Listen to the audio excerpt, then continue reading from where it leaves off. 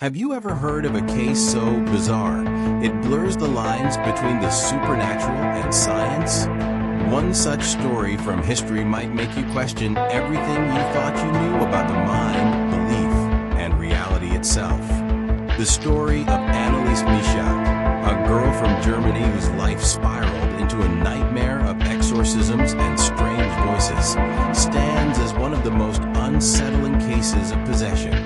Or was it something else entirely? In 1952, Anneliese Michel was born into a religious Catholic family in West Germany.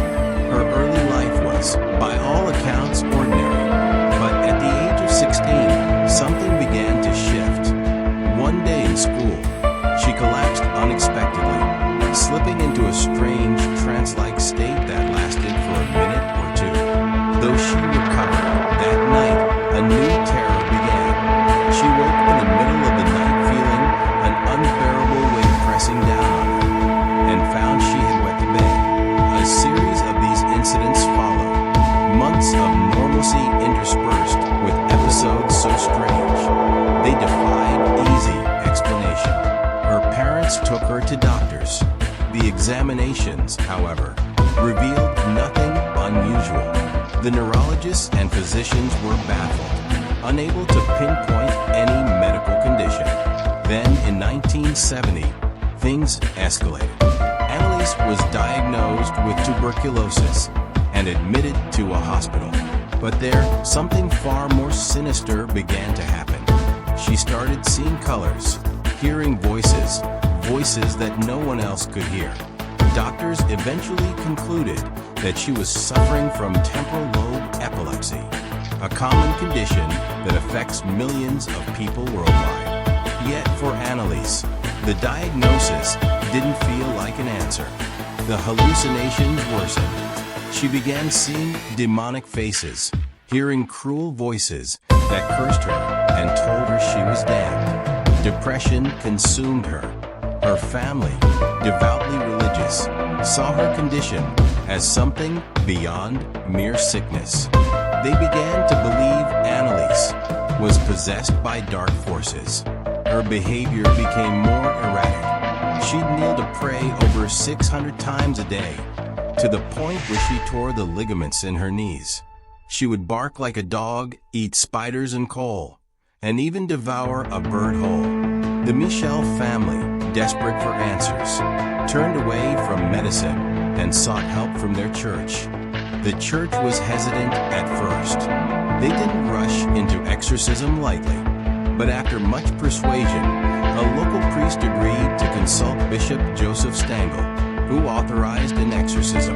What followed were 67 grueling sessions of exorcism rituals over the course of 10 months. According to those present, the voices that came out of Anneliese's mouth during these rituals were chilling, multiple personalities, or perhaps demons, claimed to inhabit her body. The names of those entities included notorious historical figures like Adolf Hitler, Nero, and even Lucifer himself. But what was really happening to Anneliese? Was she truly possessed? Or could there be a more grounded explanation? Today, scientists and psychologists would describe her symptoms differently. What might have seemed like possession centuries ago might now be diagnosed as something like dissociative identity disorder, DID, formerly known as multiple personality disorder. DID is a complex psychological condition in which a person's identity fragments into different personalities or alters, each with their own memories, emotions, and even voices. People with DID might not even realize they have the disorder. They may lose time, experience memory gaps, or find themselves in places they don't remember going to. It's as if their mind, under immense stress or trauma, splits into different personas as a form of protection. One of the most famous cases of DID is that of Kim Noble, a woman who has over 100 distinct personalities, ranging in age, gender, and temperament. Herb Alters even have different handwriting and memories. While these personalities switch, Kim experiences blackouts, losing track of time and her actions. This complex disorder can be triggered by severe trauma, often in childhood. It's the mind's way of coping with overwhelming pain by dividing the emotional burden among different personalities. But for Annalise Michel, whether it was DID or epilepsy, or something more elusive, it's clear that her mental health was in serious decline. The exorcisms didn't help her. They only worsened her physical condition.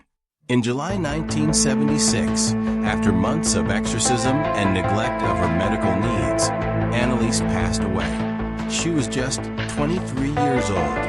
The cause of death was attributed to malnutrition and dehydration. The aftermath of Annalise's death led to a legal case. Her parents and the two priests involved were charged with negligent homicide.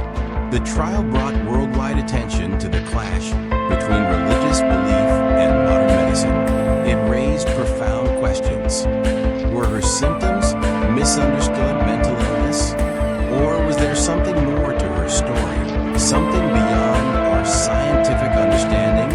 Today, while some still believe Annalise's case was a true possession, others see it as a tragic result of undiagnosed mental health issues and the damaging effects of exorcism.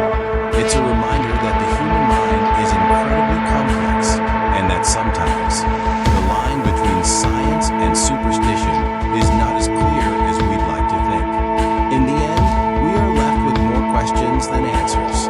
Annalise Michel's story is one that challenges our perceptions of reality and reminds us how important it is to seek help, both scientifically and spiritually, with open minds and compassionate hearts. With that said, thanks for watching, and until next time.